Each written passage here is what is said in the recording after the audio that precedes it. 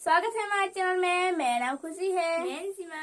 तो हम एक बार फिर से आ गए हैं एक नए रिएक्शन वीडियो के साथ। तो आज हम जिस वीडियो पे रिएक्शन करने वाले हैं उस वीडियो का टाइटल है किसकी बनेगी सरकार। तो चलिए वीडियो को स्टार्ट करते हैं, फिर मिलेंगे वीडियो के अंत में।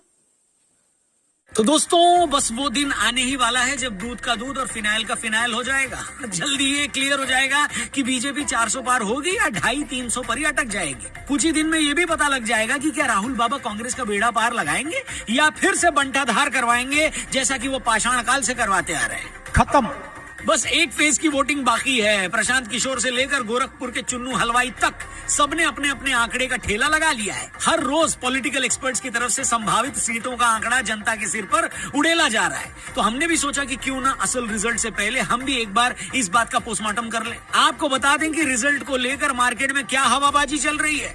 आखिर वो कौन से स्टेट हैं, कौन से राज्य हैं जहां बीजेपी ढीली पड़ी तो उसकी लुटिया डूब भी सकती है। वो कौन से रीजन है जहां बीजेपी ने अगर 2019 से अच्छा किया तो उसकी नैया 350 पार भी जा सकती है। इसी तरह 350 सीटों पर एक साथ लड़ रहा इंडिया अलायंस सच में एंटी बीजेपी वोट बंटने से रोक पाया तो क्या सारा खेल ही बदल जाएगा। तो आज के फनतंत्र में, आज के इस वीडियो में हम इन्हीं सवालों का जवाब ढूंढने की कोशिश करते हैं। बस एक बार केजरीवाल जी इजाजत दे दें तो सर प्लीज। तो करो ना भाई, ये भी परेशान हो गए, हम भी परेशान हो गए, करो फिर।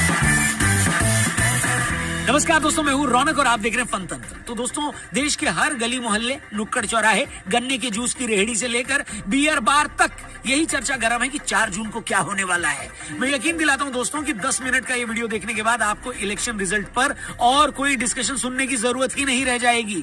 अगले 10-12 मिनट में हम आपको ऐसे हर एक स्टेट के बारे में बताएंगे जो पूरे चुनावी नतीजों की बाजी पलट सकता है। हम आपको हर उस बड़े इश्यूज के बारे में बताएंगे जिसने इन चुनावों को डोमिनेट किया है। मगर इससे पहले कि हम बातों की जेसीबी से विश्लेषण की खुदाई का काम शुरू करें, सोचा सबसे पहले आपकी थोड़ी कमाई करवा देते हैं। इससे पहले कि हम लोग आगे बढ़े, मैं आपको एक बहुत ही इंटरेस्टिंग प्लेटफॉर्म पॉकेट ब्रोकर के बारे में बताने जा रहा हूं जो आपको ट्रेडिंग सिखाने के लिए $50,000 तक आपके डेमो अकाउंट में देता है, जिससे आप ट्रेडिंग सीख सकते हो। और पॉकेट ब्रोकर आपको मौका देता है स्टॉक्स, क्रिप्टो और फॉरेक्स में ट्रेड करने का 30+ indicators and 9 ready to go strategies के साथ, जिससे आपका प्रॉफिट होना पक्का है बिना किसी डॉक्यूमेंट वेरिफिकेशन के। और हाँ, 24/7 कस्टमर सपोर्ट भी है। रजिस्टर करना बड़ा आसान है, एक ईमेल एंड पासवर्ड लगा के रजिस्टर करो। प्रोमो कोड रौनक जरूर यूज करना जिससे आपको मिलेगा 60% एक्स्ट्रा अमाउंट।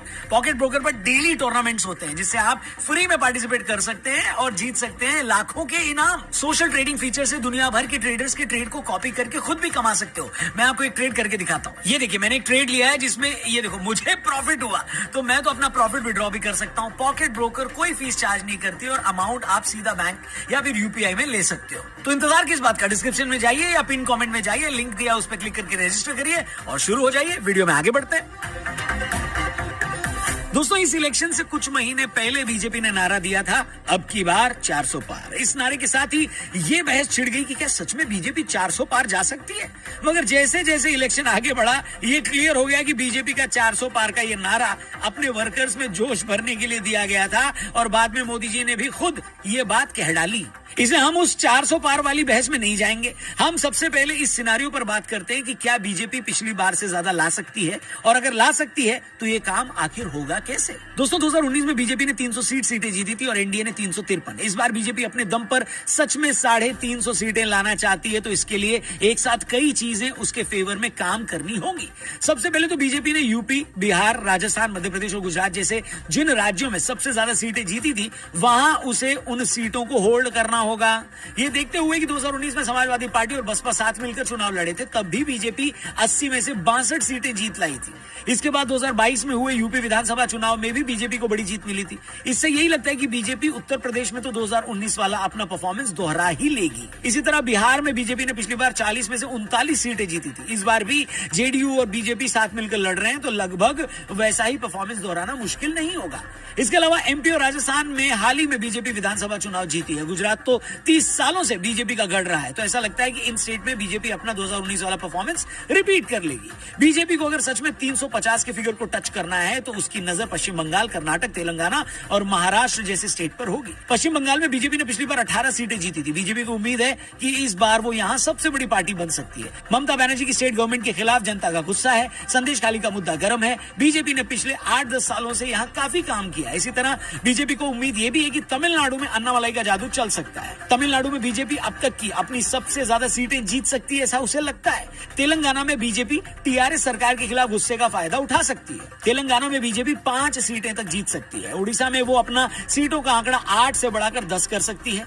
कर्नाटक में बीजेपी ने पिछली बार 22 सीटें जीती थी। बीजेपी को उम्मीद है कि वो यहां भी पिछली बार का परफॉर्मेंस दोहरा सकती है या उससे भी ज्यादा सीटें ला सकती है। लेकिन बीजेपी के लिए 2019 का परफॉर्मेंस दोहराने के लिए सबसे बड़ा चैलेंज है महाराष्ट्र। इस बार बीजेपी महाराष्ट्र में उद्धव ठाकरे के खेमे वाली शिवसेना और एनसीपी और कांग्रेस के खिलाफ लड़ रही है।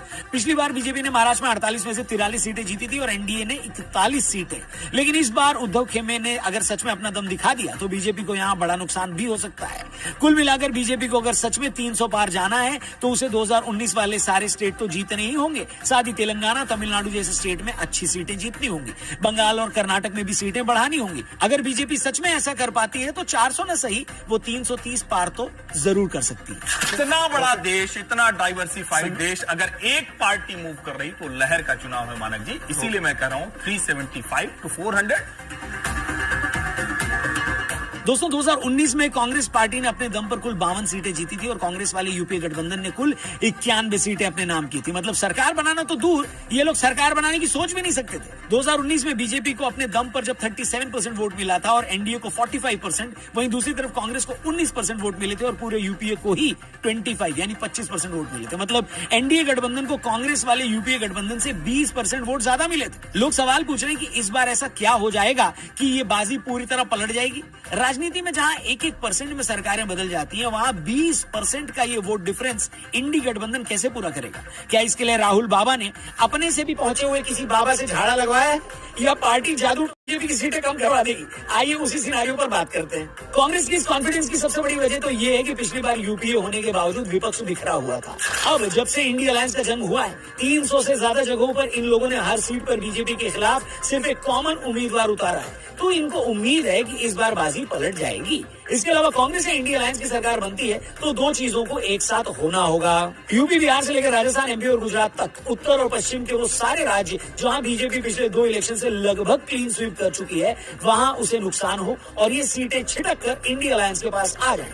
दूसरा, जिन राज्यों में कांग्रेस और इंडी स्ट्रांग है वहां वो और गेन करे। जैसे केरल जैसे राज्य में कांग्रेस को उम्मीद है कि वो पहले से बेहतर करेगी। तमिलनाडु में वो डीएमके की सहयोगी है तो वहां भी इंडी बेहतर करेगा। महाराष्ट्र में उद्धव ठाकरे की शिवसेना अगर अच्छा करती है तो बीजेपी को यहाँ भी नुकसान होगा। इसके अलावा पंजाब में बीजेपी वीक है, यहाँ आप और कांग्रेस आमने सामने है। अगर दोनों में से कोई भी जीतता है तो आखिर में फायदा इंडिया अलायंस को ही होगा। ये भी दावा किया जा रहा है कि हरियाणा में किसान मुद्दे पर बीजेपी के खिलाफ गुस्सा है। कांग्रेस यहाँ भी अपने फायदे की उम्मीद लगाए बैठी है। नॉर्थ ईस्ट में भी कांग्रेस पिछली बार से बेहतर करने की उम्मीद लगाए बैठी है, खासकर त्रिपुरा और मणिपुर में। इसके अलावा कांग्रेस से हमदर्दी रखने वाले लोग ये भी मानते हैं कि भारत जोड़ो और न्याय यात्रा के जरिए राहुल गांधी की इमेज इंप्रूव हुई है। लोग उन्हें सीरियसली लेने लगे। यानी ये वो सारे फैक्टर्स हैं जो अगर सच में जमीन पर वर्क करते हैं तो कौन जाने 4 जून को बाजी पलट भी सकती है। हेलो, तो अगर 19 जैसी स्थिति नहीं है माहौल के हिसाब से, तो मुझे लगता है 19 जैसे सीटें भी बीजेपी को आने की गुंजाइश मुझे कम दिखाई पड़ती है। अब हम अगर पॉलिटिकल एक्सपर्ट्स की बात माने तो ज्यादातर का भी यही मानना है कि भले ही बीजेपी को पिछली बार से ज्यादा सीटें न आए, मगर इस बार भी सरकार उसी की बनेगी। देश के सबसे बड़े चुनावी रणनीतिकार प्रशांत किशोर का मानना है कि अपनी वेलफेयर स्कीम और पीएम मोदी के फेस पर बीजेपी इस बार भी दमदार परफॉर्मेंस देगी। महाराष्ट्र और हरियाणा जैसे स्टेट में तो वो सभी को सरप्राइज भी कर सकती है। प्रशांत साफ कहते हैं कि बीजेपी 400 या 370 सीटें तो नहीं लाएगी, लेकिन इस बार भी वो आराम से सरकार बना लेगी। बार बार कह रहा हूँ कि बीजेपी के नंबर मोर और लेस जो पिछले लोकसभा में, आउटगोइंग लोकसभा में 303 का था, वही नंबर या उससे कुछ बेहतर होगा, उससे खराब नहीं होगा। योगेंद्र यादव जी जो बीजेपी के मुखर विरोधी माने जाते हैं, वो तो बीजेपी के इतने खिलाफ हैं कि अगर उनके घर दूध भी फट जाए तो उन्हें इसमें मोदी की साजिश लगती है। लेकिन योगेंद्र यादव जी का भी मानना है कि बीजेपी और एनडीए अच्छा परफॉर्मेंस करेंगे, लेकिन इंडिया अलायंस उत्तर भारत और साउथ के स्टेट में अच्छा गेन करेगी। वो बीजेपी को बहुत ज्यादा सीटें तो नहीं दे रहे, लेकिन उन तक का ये मानना है कि बीजेपी और एनडीए सरकार बनाने में कामयाब हो जाएंगे। तो ये आपके सामने है फाइनल मूल्यांकन मेरा। मेरे ख्याल से इस चुनाव में बीजेपी को 240 से 260 के बीच में सीट आनी चाहिए। उसके एनडीए सहयोगियों को 35 से 45 के बीच। वेटरन जर्नलिस्ट राजदीप सरदेसाई का मानना है कि बीजेपी और एनडीए का परफॉर्मेंस इस बात पर डिपेंड करेगा कि महाराष्ट्र और बिहार जैसे स्टेट में उनका गठबंधन कैसे काम करता है। अगर बीजेपी अपने अलाइज के साथ सही ट्यूनिंग बिठा लेती है तो वो फिर से 300 सीटें जीत लेगी। मगर सीनियर जर्नलिस्ट आशुतोष जी की सोच या जानकारी इनसे अलग है। उन्हें लगता है कि बीजेपी इस बार भारी प्रेशर में है और बीजेपी की सीटें 220 तक आ सकती है। हेलो, कुछ तो कह रहे हैं बीजेपी तो 220 सीट पर अटक जाएगी, कुछ तो कह रहे हैं बीजेपी 200 पार नहीं कर पाएगी, कुछ तो कह रहे हैं 325 सीटें लेकर आएगी।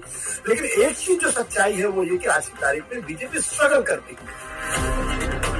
अब तक टोटल 6 फेज की वोटिंग हो चुकी है। इन 6 फेज में अब तक 64-65% के आसपास वोटिंग हुई है। 2019 में यही वोटिंग परसेंटेज 67 यानी 67 के आसपास था। मतलब अब तक के आंकड़ों के हिसाब से आप ये कह सकते हैं कि इस बार वोटिंग परसेंटेज लास्ट टाइम से थोड़ा कम रहा है। एक्सपर्ट्स मानते हैं कि जब लोग भारी तादाद में घर से निकलकर वोट करते हैं तो इसका मतलब है कि वो बदलाव के लिए वोट करने निकले हैं, और जब वोटिंग परसेंटेज कम हो तो इसका मतलब है कि लोगों में वोट करने के लिए उत्साह नहीं है। मगर इससे भी आप ज्यादा कुछ नहीं समझ सकते, क्योंकि यहाँ फिर हमें ये भी देखना पड़ेगा कि कौन सा पक्ष ज्यादा वोट कर रहा है और कौन सा पक्ष कम वोट कर रहा है। मसलन इन चुनावों में शुरू में देखा गया कि जो मुस्लिम बहुल सीटें थी वहां जमकर वोट हुआ, और जो सीटें बीजेपी का गढ़ मानी जाती थी वहां वोटिंग कम हुई। इसका ये भी मतलब निकाला जा सकता है कि मुस्लिम जो आमतौर पर बीजेपी का वोट बैंक नहीं माने जाते, वो सरकार बदलने के लिए घर से निकले हैं, और जो बीजेपी का वोटर है उसे लगता है कि वोट न भी दे तो भी आएगी तो बीजेपी है। इसलिए अभी तक के वोटिंग परसेंटेज के हिसाब से कुछ सॉलिड कंक्लूजन निकालना पॉसिबल नहीं। ये कह पाना वाकई में मुश्किल है। जैसे आपने बताया कि किसको फायदा किसको नुकसान, उसकी बड़ी वजह ये जो वोट करने नहीं आए वो कौन लोग। दोस्तों सच तो ये है कि पॉलिटिक्स में किसी भी तरह की भविष्यवाणी करना संभव नहीं है। 2004 में जब बीजेपी ने इंडिया शाइनिंग का नारा दिया था, सबको लग रहा था कि वाजपेयी जी फिर से प्रधानमंत्री बनेंगे, लेकिन बीजेपी हार गई। 2014 में जब किसी ने भी नहीं सोचा था कि बीजेपी अपने दम पर सरकार बना पाएगी तो उसने सरकार बना ली। 2019 में किसी को ये उम्मीद नहीं थी कि मोदी पहले से ज्यादा सीटें लाकर प्रधानमंत्री बनेंगे, वो भी हो गया। इसीलिए ये बता पाना पॉसिबल नहीं है कि इस बार आखिर होगा क्या। मगर फिर भी ये देखते हुए कि बीजेपी के खिलाफ कांग्रेस या इंडिया अलायंस ऐसा कोई बड़ा एजेंडा नहीं खड़ा कर पाई है, उससे यही लगता है कि शायद कोई बड़ा सरप्राइज न हो। दूसरी तरफ इस इलेक्शन में बीजेपी के तस्कर में कई तीर थे। एक तरफ उनके पास गिनाने के लिए आयुष्मान भारत और मुफ्त अनाज जैसी वेलफेयर योजनाएं थी, नरेंद्र मोदी का लोकप्रिय चेहरा था, और धारा 370 हटाकर और राम मंदिर बनवाने जैसी ऐसी बातें थी जिसे उनके विरोधी भी चाहकर झूठा साबित नहीं कर सकते। वहीं इंडिया अलायंस की बात करें तो जब ये बना था तब इसका बनना बड़ी बात थी। लग रहा था कि कुछ अलग होगा, मगर इसके बनने के बाद पहले नीतीश कुमार की पार्टी इससे अलग हो गई, फिर पंजाब जैसे स्टेट में इंडिया अलायंस से जुड़ी आप और कांग्रेस आमने सामने आ गई, बंगाल में ममता बनर्जी ने कांग्रेस से गठबंधन करने से मना कर दिया, फिर कश्मीर में भी महबूबा मुफ्ती से इनकी बात नहीं बनी। तो इन सबसे हुआ ये कि चुनाव बीतने के साथ साथ इंडिया अलायंस की चमक भी फीकी पड़ती गई। बट लेकिन किंतु परंतु हम फिर से ये कहेंगे कि राजनीति में एक होता है अंडर करंट, जिसके बारे में कोई दावे से कुछ नहीं कह सकता।